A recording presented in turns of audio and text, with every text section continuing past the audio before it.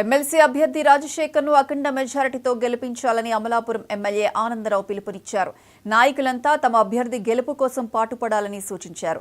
8 నెలల కూటమి పాలనలో జరిగిన అభివృద్ధిని చూసి ఓటు వేయాలన్నారు.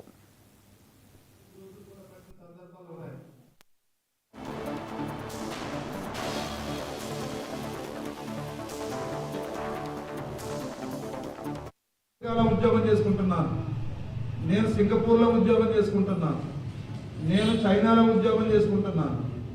మా రాష్ట్రం ఎన్నికలు అవుతున్నాయిలే, ₹1,00,000 టికెట్ పెడుతుంది మనం ఎక్కడ వెళ్ళగలంలే అని గతంలో అనుకునేవారు.